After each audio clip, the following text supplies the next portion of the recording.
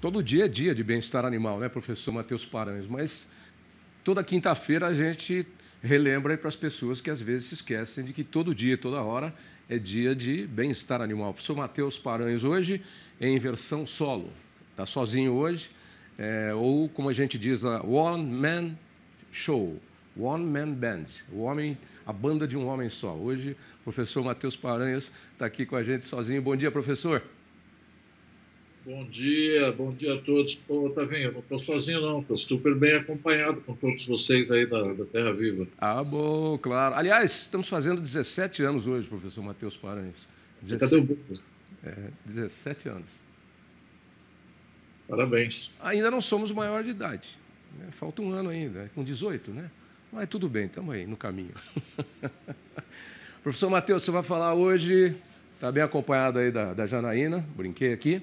Vai falar sobre transporte de animais, porque muita gente ainda camufla o transporte e não entende que o transporte tem que ser feito de uma forma correta e coerente. Já falamos sobre isso, mas eu tenho novos pontos a abordar hoje nesse assunto.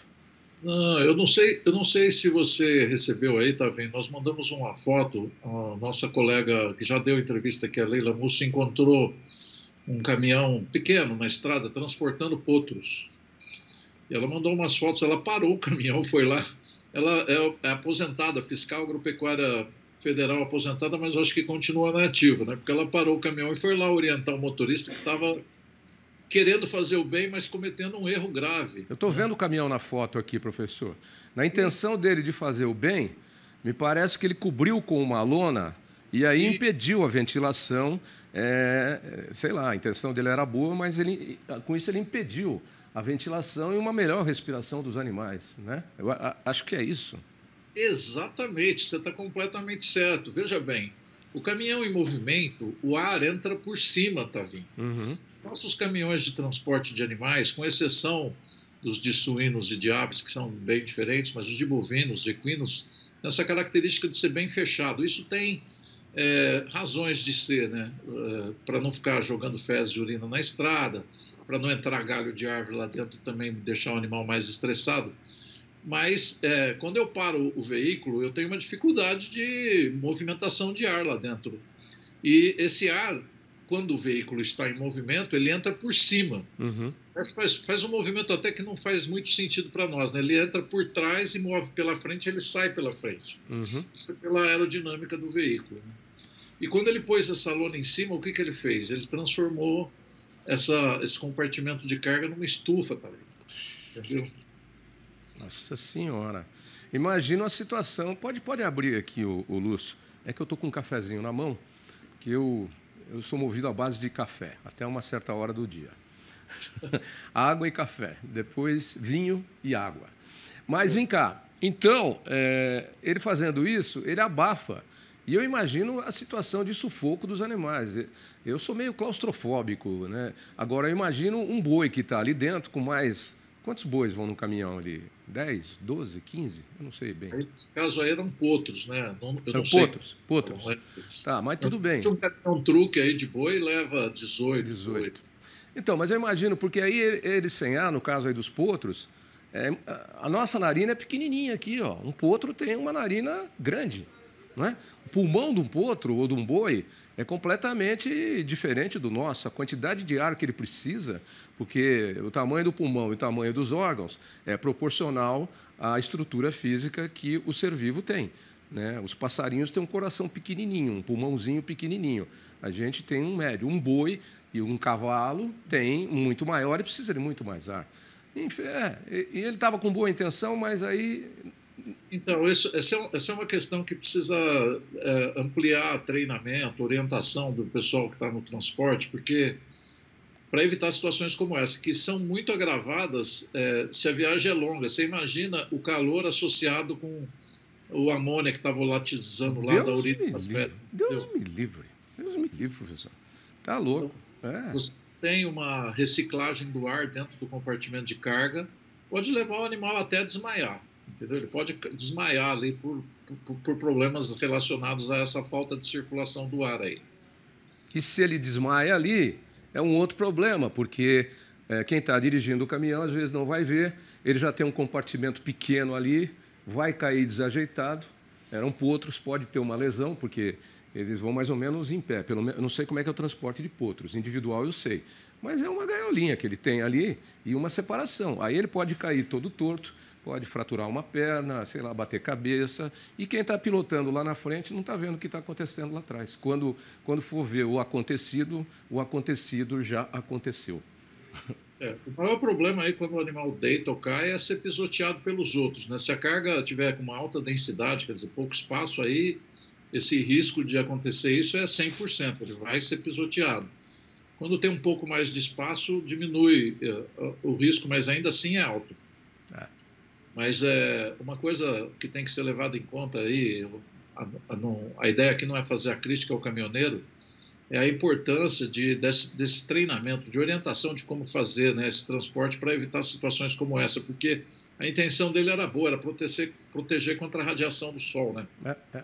E o rapaz recebeu bem aí a orientação da nossa amiga, porque tem gente que ainda por cima é mal criada, né? Vai falar, o que você tem a ver com isso? Não se mete nisso aqui, o problema é meu. Eu espero que ele tenha recebido bem a orientação dessa nossa amiga, que na verdade é uma pessoa especializada neste assunto, a garantia do sucesso e o bem-estar animal no transporte de cargas vivas. Ela é especializada e comprometida. Você imagina você na estrada indo para algum lugar, para tua casa ou para a casa de alguém, vê um caminhão assim, você pede para ele parar e vai lá conversar. Quer dizer, ela não ficou só incomodada com a situação, mas foi lá ajudar. Pelo que ela descreveu, ele tirou a lona, entendeu? Então, eu não sei detalhe da conversa deles, mas me parece o fato de ter tirado a lona já é positivo, certo? Certo. E existem mais ações que são feitas de forma errada, professor, mas mesmo assim existe a boa intenção, né? Com a boa intenção, às vezes se faz alguma coisa errada, mesmo assim? Às vezes não é uma questão de boa intenção, é necessidade. Vou te falar que o mesmo tema aí pode ser aplicado às paradas que os motoristas têm que fazer até para atender suas próprias necessidades, almoçar, ir ao banheiro, etc, certo? E isso também, principalmente quando você não tem um lugar sombreado para parar o veículo e deixar os animais na sombra, vai causar o mesmo problema, entendeu? Porque a ventilação com o veículo parado é muito limitada, muito limitada. Então, dependendo do tempo da viagem, se já tiver muito acúmulo de fezes e urina, se tiver muito calor, e deixar os animais expostos ao sol, a gente vai criar, mesmo com o teto, com a abertura, a parte superior do compartimento de carga aberta, mesmo assim pode causar problemas sérios para os animais por conta dessa situação que eu acabei de descrever agora, entendeu? O ideal seria utilizar uma área coberta, né? Seja embaixo de uma árvore, embaixo de um galpão, um ponto de estacionamento. Nem sempre é possível, mas esse seria o ideal. Né? Então, se não for possível, o que ele tem que fazer? Fazer essa parada um tempo mais curto que ele puder, entendeu? Porque senão vai ter problema, né? E aí, tem outros agravantes, né? Nem sempre ele para porque ele quer. Ele pode parar porque tem uma interrupção na estrada. Já vi casos que tinha que passar numa balsa, a balsa estava quebrada e o caminhão ficou parado lá 6 horas. Então, tem situações complicadas. E a gente hoje tem uma deficiência muito grande de pontos de apoio, né? No passado até tinha mais. É curioso isso, né? O que eram pontos de apoio? Pontos que você podia levar o caminhão, desembarcar o gado, deixar o gado descansar para viagens longas ou situações que tivessem problemas como esse. Hoje, esses pontos são muito limitados. Aqui no estado de São Paulo, por exemplo, eu não conheço nenhum. Eu desconhecia essa questão dos pontos de apoio, professor. Sinceramente, eu desconhecia, porque eu sempre achei que a carga fosse transportada ponto a ponto, com as paradas devidas e tal. Mas isso é uma situação interessante, né? Esses pontos de apoio, porque eles garantem o bem-estar animal. É interessante isso. Agora, professor, nós estamos aqui fazendo a nossa parte, estamos divulgando isso, nem todo mundo está vendo isso. Qual seria a melhor maneira de divulgar isso, difundir isso e criar aí um manual de normas, se é que já não existe, mas fazer com que isso chegasse à mão das pessoas, né, essas informações fundamentais? Eu acho que aqui o que nós estamos fazendo aqui hoje é um alerta. Eu acho que propagar mais, quanto mais a gente falar e mais informar e com certeza produzir esses manuais que você está se referindo. Já tem alguns disponíveis, até não tem que pagar nada, de acesso direto na internet. Né? É só vai lá no Google e procura. O problema do Google é saber procurar. As pessoas às vezes não sabem. O Google é que nem Deus, né? Veja o que você pede que você vai ter. né? Não que o Google seja Deus, mas é cuidado com o que você pede a Deus, aquele ditado que diz. Então, vai lá no Google e procura Manual de Boas Normas de Transporte de Animais Vivos. Você vai achar, acho que, N itens lá e vai conseguir, né? E os proprietários de caminhões ou de empresas que fazem esse tipo de transporte podem ser proativos no seguinte sentido, de imprimir esse material e entregar o material impresso para os seus transportadores para que eles pratiquem as boas práticas. Acho que eu estou dando aqui a minha contribuição. Com certeza, muito boa, por sinal. Ah, bom, professor.